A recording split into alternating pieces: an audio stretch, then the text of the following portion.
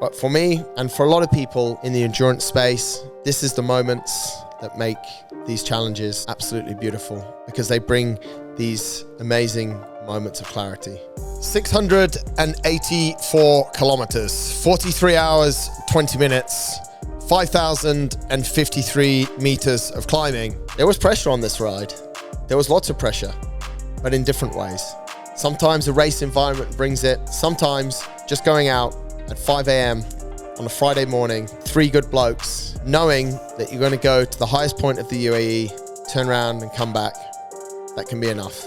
I guess there's quite a lot of talk about the gravel riding scene.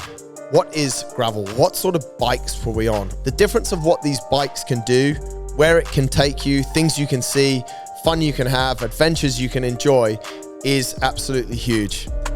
Hello, everybody, and welcome back to another episode of the InnerFight podcast. Today, I'm going to share with you a recent challenge stroke adventure that I went on with 2 incredible humans, Ollie Higgins and Phil Cronin, both clients here at InnerFight and been with us in the community for a long time. So it was actually very special to be able to share this adventure with them.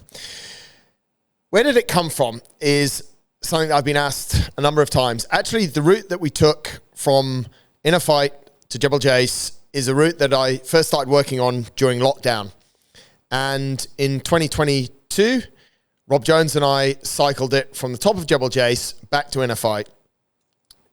Recently, a few months ago, I had an idea that it could be a good idea to try and do it as what I called a round trip.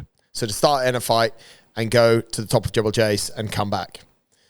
I thought it was somewhere between 650 to 700 kilometers. It ended up being 684 kilometers. We did toy with the idea of riding there, booking into a small bed and breakfast or getting a room, and then riding back the next day, until we realized that this challenge adventure would probably serve us in the best way if we did it as a non-stop journey. There is a small caveat to what I mentioned in the show, rather than going back and correcting it about 5,000 times, is I mentioned that I burnt 16,000, and this it only matters if you're really stressed out about the numbers and the calories. I mentioned that I burnt 16,000 calories. It's not actually true. Sorry for lying. It was 20,000. So I was looking at the wrong figure in Training Peaks. So whenever you hear 16,000, think 20,000. That's actually the right number. So here we are, 20 things, thoughts, ideas that I thought would share to hopefully help you, maybe to inspire you, maybe just for your entertainment in this podcast once a week to help you on your journey to work. This is episode number 951 of the InnerFight podcast. No matter where you are in the world, thanks a lot for tuning in. Let's jump into today's show.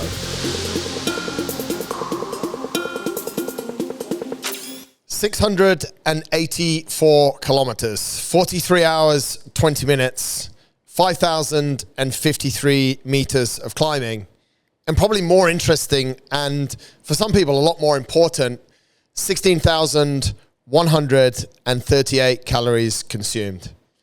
That is what today's show is all about. Yes, just recently we made a journey from here at InnerFight in Dubai to the very highest possible point on road in the UAE at the top of Jebel Jais in Ras Al Khaimah, turned around and came all the way back. Whilst I was riding, I was having a number of different thoughts, and some of them I wrote down. And since the ride, I've had a number of different thoughts, and I think I've got up to about 20. So I thought I'd share the 20, it could be 21, it could be 22, and it might even be 19 things that came into my mind or during the trip or have since come into my mind. Some of them hopefully humor you. Some of them hopefully inspire you. All of them are the truth. It's exactly what happened. And I will try and tell it in a way that doesn't make us look like complete morons. But point number 1, May. The first thing I learned on this trip, or the first major thing I learned on this trip and had reaffirmed, I probably didn't learn it for the first time, but had it reaffirmed, was we should not try and ride bicycles up highways on the hard shoulder against the traffic. It doesn't end very well. Fortunately, it didn't end as badly as it could have ended. There's a small bit of road from Lusail to the turnoff to Margam, which doesn't really mean much if you live in the UAE, if you don't live in the UAE, but if you do and you know the Al Ain road, that's exactly the section from Lusail to Margam, and it's about 4.5 to 5 kilometers.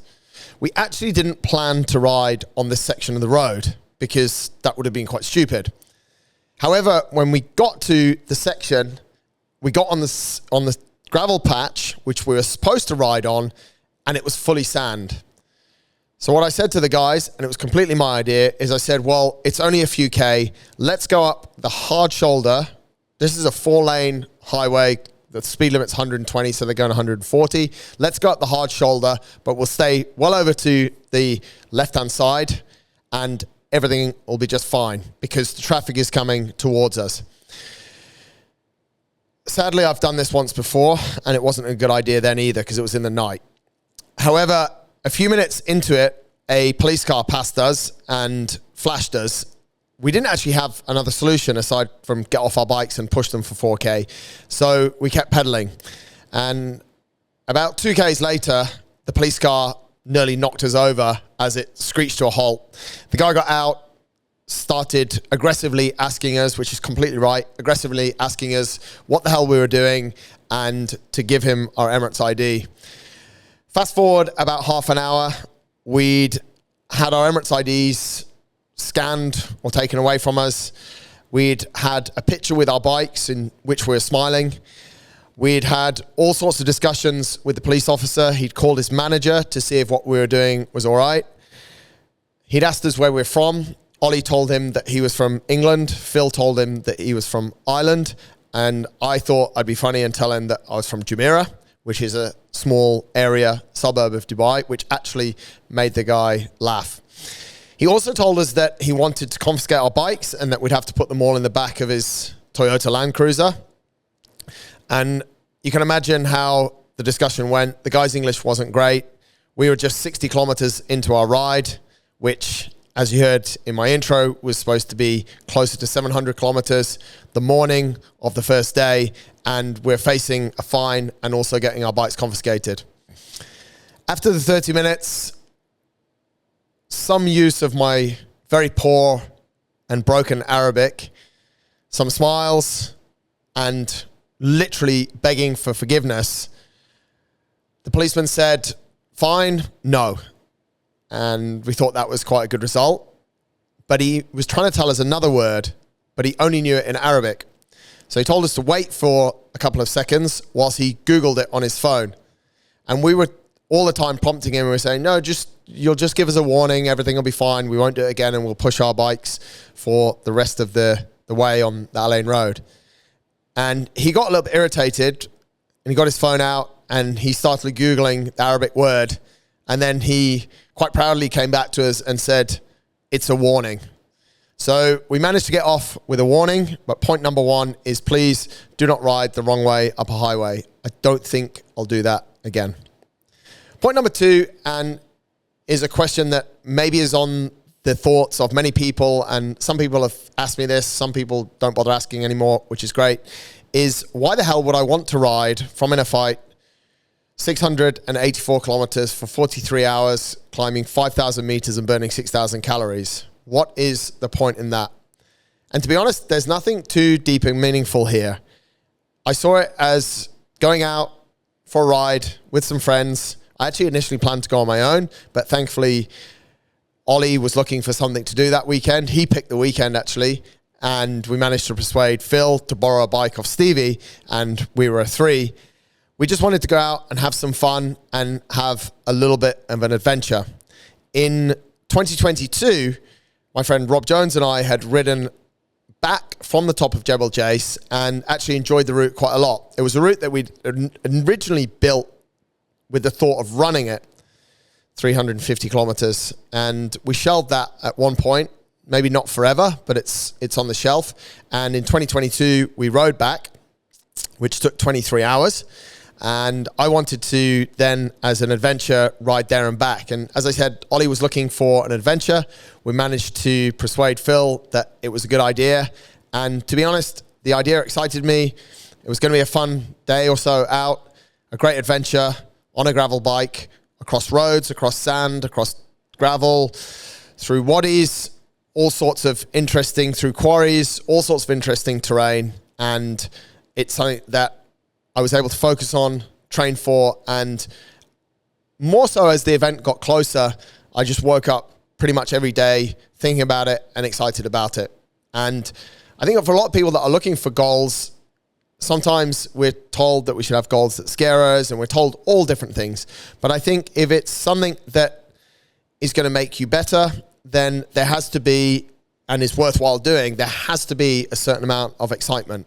And this thing excited me a lot in the lead up to it, during it, and even now, it's still quite fresh, but a few days later, I'm still excited. And I actually just come back from having lunch with someone where we were chatting about it, and he said, what else can you do? And then we started talking about a load of different ideas. So that's kind of why I did it. Point number 3 is a thought I had along the way. And it's interesting when you're doing things for a long period of time. So we left InnerFight after our first mechanical, which was basically before we even started, about 5:15 on Friday morning. And I had this thought later on in the afternoon, about 5 o'clock. So we'd been riding for close to 12 hours. And obviously at this time, you're starting to get slightly tired. And you also realize that 12 hours is probably about 20 to 30% of the way through. There's still quite a big chunk of this to go, of which a lot of it is in the dark. And at that point, I thought, what's actually going on here? And I thought, am I starting to suffer? And then I thought to myself, well, that's a choice I make.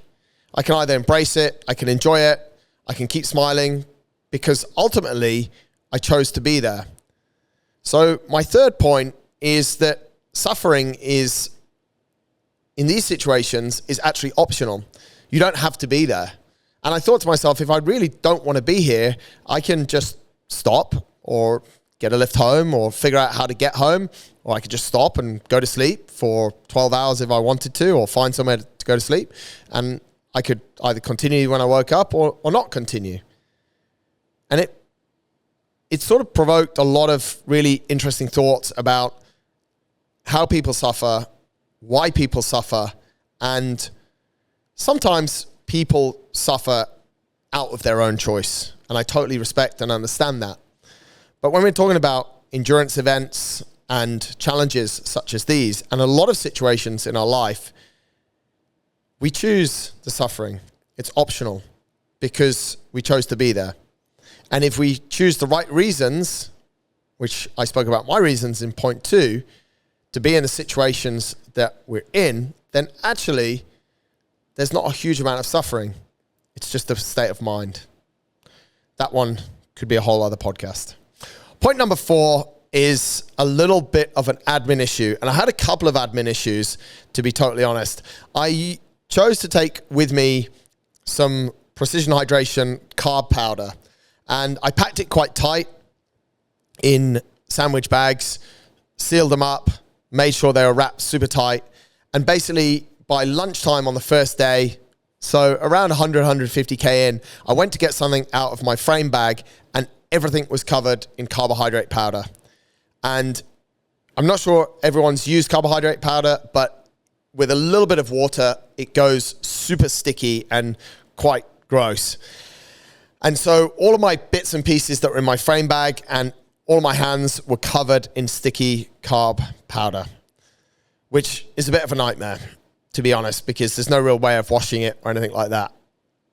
I learned my lesson. I actually then emptied 3 bags of carb powder, which is about 150 to 200 grams of carbohydrates in each bag. I emptied them all into one water bottle and basically turned one water bottle into a really thick liquid, basically a gel of carbohydrates.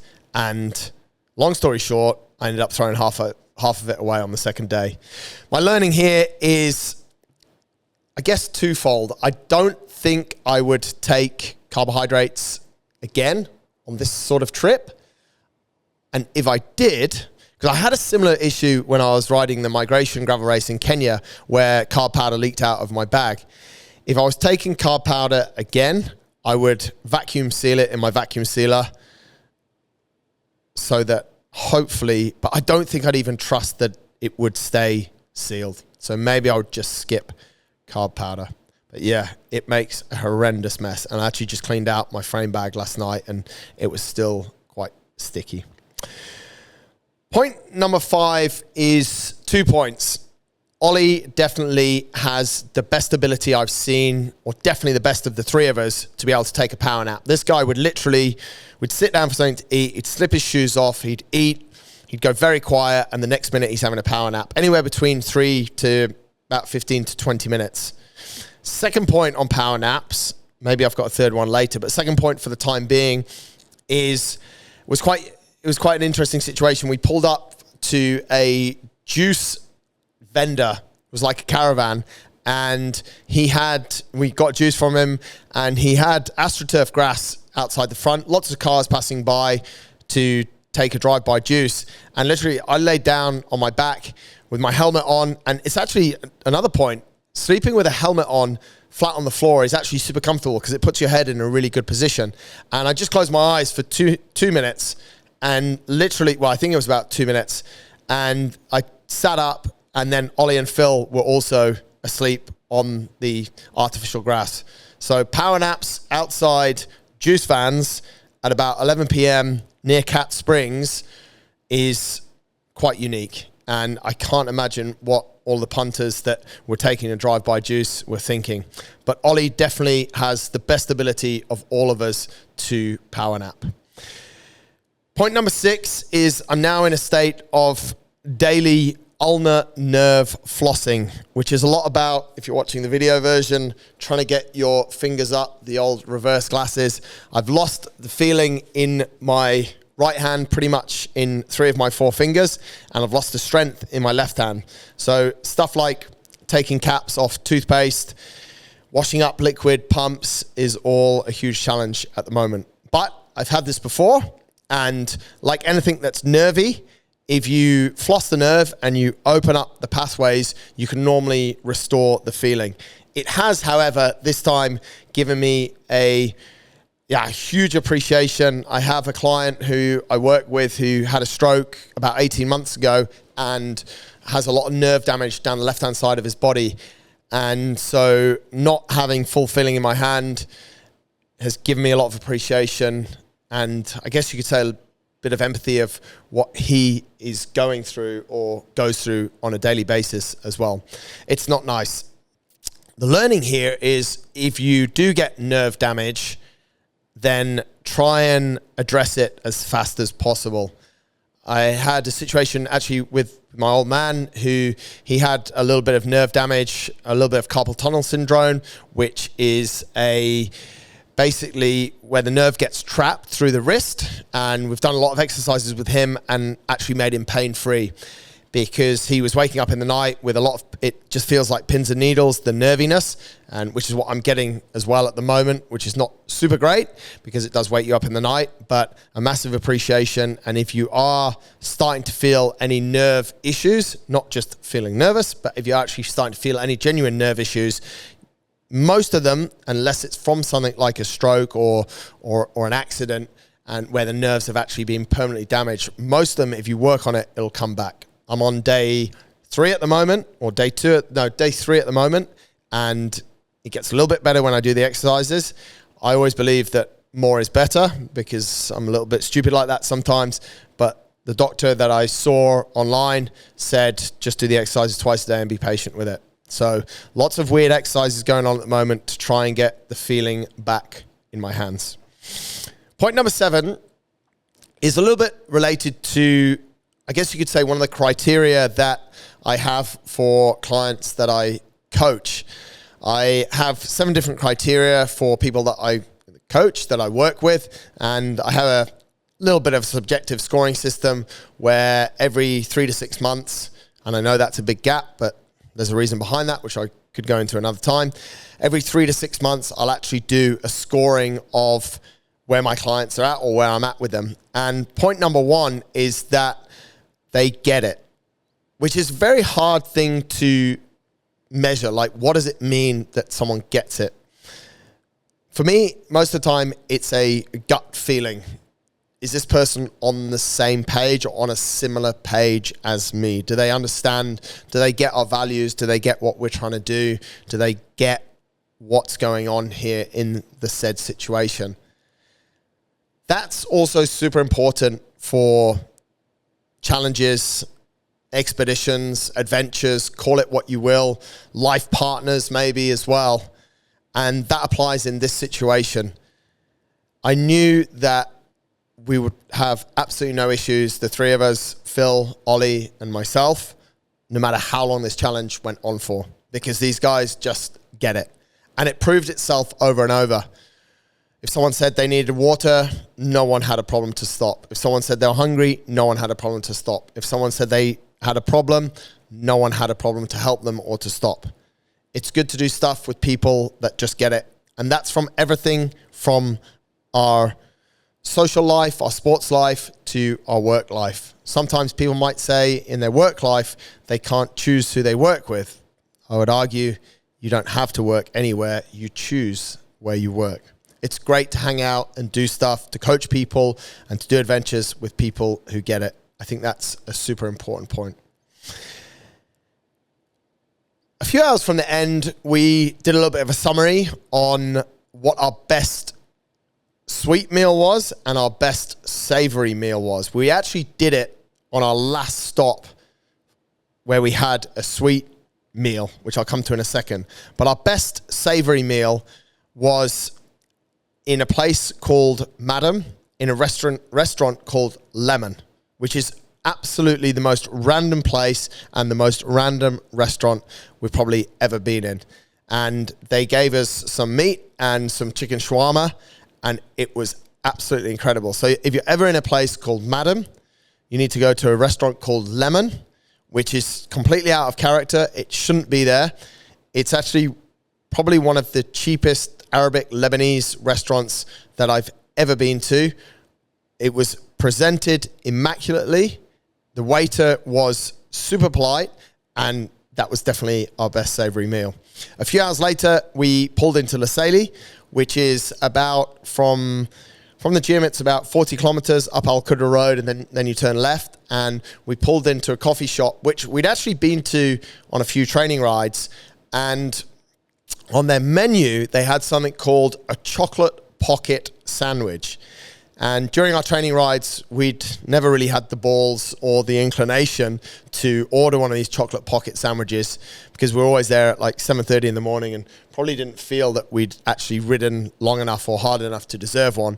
But 42 hours into our challenge, we ordered an iced Americano, and this was at 11 p.m., iced Americano and a chocolate pocket sandwich.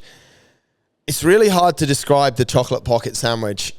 It was literally like 2 discs of fluffy pancake definitely with a lot of sugar and some cinnamon, maybe even some cinnamon sugar.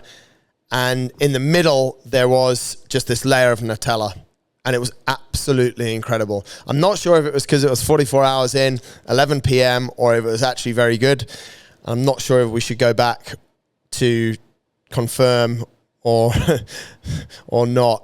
But Ollie said something that actually made us all laugh. He said, this is a very high-risk find. So maybe we'll go back there one day. But that was our favorite sweet thing and our favorite savory thing. And we all agreed on it. That's what I was talking about in point 6 or point 7 of good people who get it. Point number 10. I think I'm almost halfway through. When you're going on a trip anywhere, the dilemma is often, what will I take? Whether it's on holiday, what outfits will I take? What equipment will I take? Or whether it's on a ride like this, what should I take with me? Riding a bike, a number of things can go wrong. Anything from a puncture to a derailleur breaking. The derailleur is what moves your chain up and down to a chain snapping. And we always take puncture repair kits, CO2 canisters, as much as we can to repair the bike. I'm not sure who told me or why they told me, and this is a little bit nerdy for cyclists and for people that understand what a tubeless setup is, but someone told me before I went to Kenya that I should always carry with me a tubeless valve. And since that day, I've always carried one. And it's one of those things that when I look at it, I always think or pray that I'll probably never need it. Well, on this trip, I needed a tubeless valve. The story is actually a little bit more complex in that Phil's rear tire went flat and we thought he had a puncture until we looked for the hole and there actually wasn't a hole, and we realized that his valve had come loose. Unfortunately, we couldn't get the valve off, which meant that Ollie and I had to ride an extra 5 kilometers, buy a second pair of pliers, come back another 5 kilometers, and literally prise this valve apart. After about 20 minutes getting it apart and removing it from the rim, we were able to put in the spare tubeless valve that I had with me. So whoever, and I don't remember who it was, but whoever told me to always carry a tubeless valve, mountain biking or gravel biking, or even on any tubeless setup, I'm very grateful. And it continues to make me think what things we should carry when we go on trips, when we travel. How much is too much? How much is too little? If I hadn't had that valve, Phil's ride was pretty much over, which would have also put Ollie and I in quite an interesting position. Do we carry on? Do we not carry on? And how did things play out? Anyway, we didn't have to make that decision. It took us about an hour to fix, but having a valve was absolute gold in that situation. Point number 11 is some incredible generosity that we received along the way. It was actually just before we slept on the AstroTurf outside the juice van. And a guy pulled up to get his juice and he saw obviously that we'd been cycling. He said, "Where have you come from?" We explained Dubai. He didn't believe us until we explained that we were going to Jebel Jais, and then he believed us and he said, "Do you need a place to stay on Jebel Jais?" And we said, no, we're fine. We're just going to go to the top, turn around and go back to Dubai. And his jaw dropped a little bit. He goes, "I actually have a house on Jebel Jais, which you're more than welcome to use." I don't know why, but we refused his offer. We also refused to take his phone number. He said, "Please take my phone number just in case. If you get tired when you get there, I'll make sure my house is open and you can go and have a nap in it." And literally from the minute that he left the car park or the AstroTurf, which was our bed at the juice place, we regretted not accepting his generosity. We ended up sleeping for 20 minutes at the bottom of Jebel Jais on a concrete bench, which I'm sure his house would have been a whole load better. So there's some great people out there, and I think sometimes I definitely need to get better. And as a 3, we need to get better. And maybe as humans, we need to get better of accepting these kind offers that people put out to us. It would have made a huge difference. Some might call it cheating, but we made up the rules, so who cares? And to the guy, I'm sure he doesn't listen to the show, but maybe he does. To the guy that offered us his house on Jebel Jais, sorry that we didn't accept your hospitality, but if you can send us your number, because in future, if we do something like this, we'd absolutely love to, even to use your yard could be quite nice, because there might be a hose pipe there that we could clean ourselves off with. Point number 12 is a little bit of an award, I think, which is, or acknowledgement of Phil's ability to eat bags of Haribo sweets. I'm pretty sure, and he might correct me, and I might be over, I might be under. I hope I'm not under. But I think he got through over 12 bags of Haribo in the 43 hours. I remember at one stage, he said he wanted some Haribo, so I went into a petrol station and I bought him a large bag, I bought myself a large bag, and I bought a mini bag as well. I don't know why I didn't just buy 2 large bags each. Ollie didn't need any. He already had some food and he was okay with it. And the next time we stopped, Phil wanted more Haribo. I said, "Mate, I bought you 2 bags." He said, "Yeah, they're already gone." This guy's ability to eat Haribo is absolutely incredible. Massive respect to Phil. He is the king of Haribo. He doesn't do it in his everyday life, he assures me, but when needs must, and on a journey like this where he needed energy, he absolutely crushed it. And I just couldn't believe that he wasn't sick along the way. Point number 13, which is weird. 13, unlucky for some, maybe not. As we're coming down the stick, 42 hours was when I finally started a few hallucinations, which was interesting. I kept thinking there were people coming on the track, coming against us, to the point that I had to ask, Phil was on my wheel, and I had to ask Phil, mate, just if I start freaking out about these people, please just tell me that everything's okay. So it took 42 hours of, I think the total amount that I slept was under 40 minutes to start seeing things. And to be honest, the stick's a bit weird because there's a lot of shadows going on, but they definitely look like people and that were trying to get on the track and then trying to come towards us. And as always with my hallucinations, they can become quite vivid, which is quite good fun because I can describe them to people and laugh at the same time. I think that's important. Hopefully not many of you have hallucinations, but if you are listening and you are into ultra and you go for a long period of time and you do have hallucinations, they can freak you out a little bit. So I always find that trying to find a funny angle or sharing them with people around you is quite good fun and makes you not think that you're losing your mind when you obviously are a little bit, when your mind and your eyes start playing tricks on you. Point number 14 is a brutal one. I remember on the morning of the second day, so we've been going just over 24 hours, and obviously wind plays quite a big part in cycling. And you can't get too stressed about it, but you also can't get away from it. And Ollie said to me, hey, there was quite a lot of headwind yesterday. And I was like, yeah, mate, I know. There was a lot.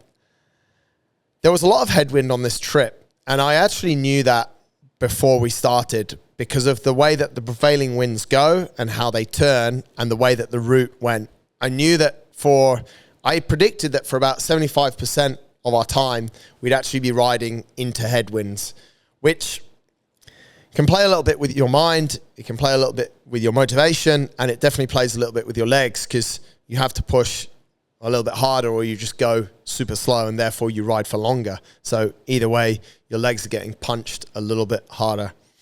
But something quite unique happened at 600 kilometers. We were coming, it was a cross headwind, and we're coming into a roundabout, and the cross was coming from a direction, and we were then going to turn left. And for the first time, literally at 600 kilometers, we had a tailwind. And when you're in that last 100 kilometers, when you've been riding for that long, it was literally like all of our prayers had been answered. There's power in a headwind against you, but there's insane power when you have a tailwind. And I think what it did for our motivation at that time was we could have continued to ride into a headwind or a crosswind, cross headwind, whatever it was. But the fact that this flag was blowing so hard from the back and we were turning left and it was going to be on our back, it was literally the whole game changed. Just 85K from home. That was pretty wicked. Point 15, I think we're at. I guess there's quite a lot of talk about the gravel riding scene. What is gravel? What sort of bikes were we on? What's a gravel bike? Most people know a road bike and a mountain bike. What's these things called gravel bikes? I got my first gravel bike in 2017. It was the one that I crashed in 2018, and that sort of put me off getting another one for some reason. Not sure why. Gravel bikes generally have slightly different geometry so that they are a little bit more comfortable. The frames are probably a little bit stronger, although now the difference is very little to a road bike because the carbon frames are so strong. The biggest difference is that the tire width is not, traditionally it was a 24, 26, now it's more a 28 or 30 mil tire on a road bike. On gravel bikes, you go anywhere from a 35 to a 45, or some gravel bikes now can take a 50 mil tire. So you get a wider tire that you can ride at a lower pressure. That means you can literally go anywhere, which is one of the reasons why gravel riding is increasing in popularity. It's also increasing in popularity because there are a load of douchebags out there. And anyway, that's a whole other story. But as was the case on this journey, we were able to mix tarmac with sand, with gravel, with waddies, small boulders, and quarries. So there is not many places you can't go. You obviously can't go on terrain that's as rugged as a mountain bike. However, on most terrains, you can pass, and you can pass at really decent speeds. And then when you get onto tarmac, you can still go pretty fast, which you're limited a lot on a mountain bike. So whilst the difference of 28 mils to 44 mils, you might say, is only 16 mils, it's not a lot. The difference of what these bikes can do, where it can take you, things you can see, fun you can have, adventures you can enjoy, is absolutely huge. There are, as I say, many different characters in the gravel scene. There are many different quite amusing memes in the gravel scene at the moment. And I guess that's the case of everything that's trends or fads that are changing or getting increasingly popular, which gravel riding seems to be. However, and those of you that follow me in social media will have seen how this bike not only serves me on the road with 28 mil tires, but it also serves me pretty awesome anywhere else with 44 mil tires. My point here is that if you're looking for a bike that you want to use as more of an adventure bike or a multi-purpose bike, which performs well on road and treats you super well off-road, or on roads that aren't really roads, that are full of potholes and are not very smooth surfaces, then it's definitely something you should look at. They're a whole load of fun, and the weight has come massively down from when I got my first gravel bike in 2017 to this gravel bike that I got at the back end of last year or the beginning of this year. I think it saved 2 or 3 kilos, which is quite a lot. It's about 20% of the weight of the bike. So they go pretty quick as well, if your legs are strong enough. Where were we? I think we'd just come into Shoka, and I knew that these people were going to be there, but Phil and Ollie didn't, and I kind of planned it so that they would be there. But Tom and Boz turned up just as we'd finished probably one of the hardest sections, and it was the last hard section of the ride. And the energy that they showed up with, the buffet of options that they showed up with, it's actually what got Phil onto the Red Bull, which he then had one every stop until the end. I don't know if he slept for 2 or 3 days, but it really set him up well. Tom had literally everything laid out on the back of his car.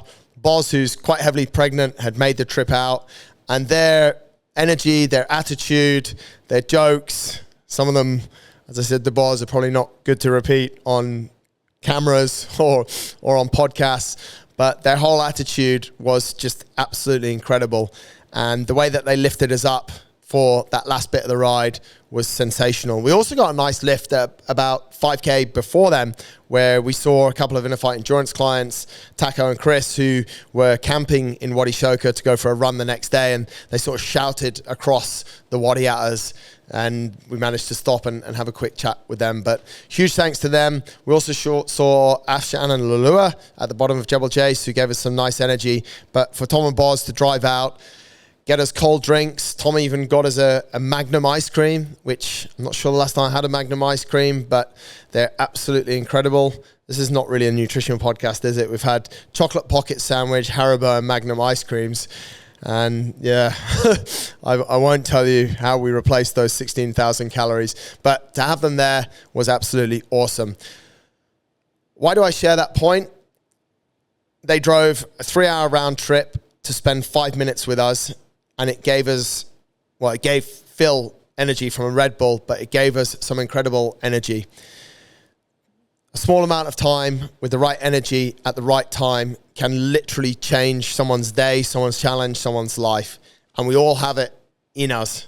It's a massive learning, and I'm super grateful for what those guys did. It was awesome to see them. They also brought the dogs out, which I don't think they licked us that day. We weren't super tasty. Darkness, number 17.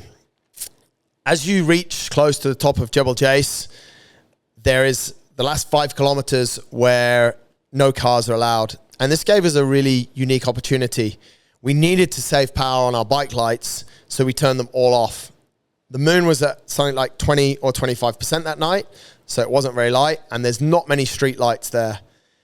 And this was quite an incredible part of the ride. As we finished the climb to the top of the Jebel Jais, we were pretty much in darkness, which was absolutely awesome. It was coming up to, I think it was about 3 a.m. So although there were still people camping on Jebel Jais, it was quieter than it normally is. And it gives this insane energy, peace, opportunity, so many different things. Maybe it's because we'd been riding for close to 24 hours, but I think sometimes to have those moments, whether you create them or whether you just fall into them, almost like we did. I never planned to ride that section in total darkness. We should just take them. We could have kept our lights on. We could have kept talking, but we went up there in silence, lots of thinking, and in darkness, and it was absolutely incredible. It's the first time I've ridden it in the dark, and it was wicked. I wish I had people to do this with, was a message I got through Instagram. And it made me stop, and it made me think.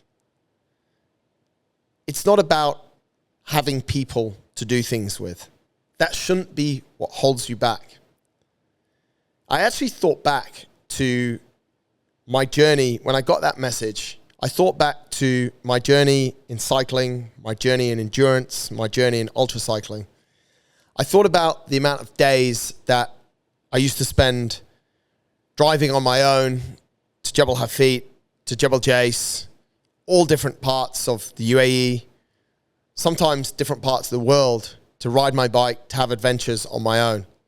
It's been a number of years coming to a point, and consistently, I guess, maybe putting out content like this, documenting things through Instagram, which is a great platform for it, sharing adventures, videos that we've done on YouTube, that maybe starts to chip away at people, in this case, Ollie and Phil, and helps those people gravitate towards this kind of adventure. What my learning is here, or what my reflection is here, is don't sit around and wait and wish that you had people to hang out with, to train with, to do adventure with. Start going out, start doing adventure, start training, share it somehow. And if you do it enough, people will gravitate and people will come to you. It's good to spend that time on your own. It's great to share these journeys with other people. But I think it's more beautiful to share them with other people once you've been able to share them with yourself. You create a better appreciation and a better understanding. We don't need to be with people the whole time. I'm super grateful that Ollie and Phil came on this journey and in this adventure with me. At the same time, I was going to do it anyway. I was going to go alone. It's so much better that we could share it. And I'm so grateful that they were there with me. But if you're looking to start, just start. Stop waiting around for people. Stop using that as an excuse. Because at the end of the day, that's all it is. It's absolute bullshit sitting around saying, I wish I had people to do it with. If you want to do something, go do it on your own. Do it enough, and the right people will come into your life. These guys are the right people at the right moment, and we had an awesome time. That one was powerful. Point number 19 is something that I've been talking and writing a lot about probably in the last year. And This was more so on this trip. What's the rush? We could have rushed this thing. We could have been a lot stricter with meal times, the time that we spent at a meal, I mean. We could have eaten more on the bike. We could have rushed the whole thing. What would we have gained from that? We'd have been back 3 hours, 4 hours, 5 hours earlier, and we'd have felt stressed and in a rush the whole time. For sure, sometimes events are races. Sometimes there is a rush. Sometimes there needs to be urgency. And it's important that we understand when it's the time to have urgency. And there's a difference as well between urgency and a rush, and when it's the time to relax and enjoy. If we felt like spending 5 more minutes sat having lunch, we just did it. If we needed to stop, we just did it. We were never in a rush. Of course we wanted to get back. It's a little bit of a double-edged sword because the faster we'd have gone, the less sleep deprived we'd have been, the faster we'd have got home and the thing would have been done. But the fact that we had, and the boys said it multiple times, there's no rush. It was absolutely beautiful, and it made the whole process so much more enjoyable. 2 more points. Stay with me, please. Number 20. A trip like this, an adventure like this, with 2 guys like this, create incredible moments of clarity. I had one on Jebel Jais that I shared with one of the coaches just the day after I got back, when I guess I was ultimately fatigued, but what I shared with her actually made a lot of sense with her. It brought me clarity and it brought her clarity. It's hard sometimes to go out with a wish list on adventures and fun. And it's even harder to stay super open-minded that when things start to come to you, you have to let them come and you have to embrace them. But these moments of clarity come because you have time, especially on a bike, where there are really no distractions. Sometimes we went for long periods of time without talking, without seeing anyone, when it's pitch black. There's no distraction from your phone. I actually had my phone off for the whole 43 hours, except when I needed to coordinate Tom being in the right place at the right time. I'll let him know we were going to get there at the right time, and I let Holly and my dad know that we're okay when we got to the top of Jebel Jais. But aside from that, there's absolutely no distractions. And for me, that's pure gold. I had a lot of different ideas, a lot of different thoughts, some of them fantastic, some of them have opened up a big can of worms for me, and no, you're not allowed to see inside my notes, my brain, my journal. It'd be too messy for both of us. But I always think that if we put ourselves in these situations and if we allow thoughts to come, thoughts to go, then eventually we reach points of clarity. And that's probably one of the things that is so endearing and why I keep going back to endurance challenges and these adventures. Yes, they're great fun, but you get these moments that are just absolutely priceless. And I'd love to say you can get them through a 20-minute walk in the park. And some days you can. You really can. It doesn't take going for 43 hours, 684 kilometers. And it's not for absolutely everyone. But for me, and for a lot of people in the endurance space, in the ultra space, this is the moments and these are the things that make these challenges, adventures, call them what you will, absolutely beautiful, because they bring these amazing moments of clarity. It's absolute gold. My final point number 21, which is a question that I love and I hate. I don't need a what's next right now. Actually, I don't really need a what's next. But obviously people go, well, we've done this, what's next? I just came from lunch, we're talking about other routes.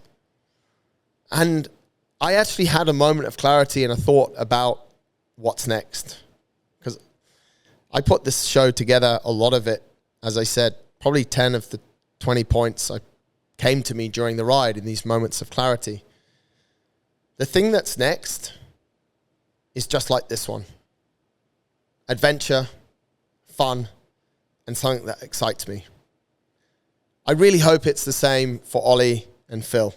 Ollie's done some incredible ultra cycling. He's done triathlon. He was a great cricketer. He's done some fantastic things. And I hope he found things on this trip that gave him clarity on certain things and gave him idea, maybe thoughts about what's next to continue his amazing journey. For Phil, this was his first super long event. And the fact that he got through it in the way that he got through it, I never doubted he'd get through it. But with the mindset, the attitude, the energy was absolutely sensational.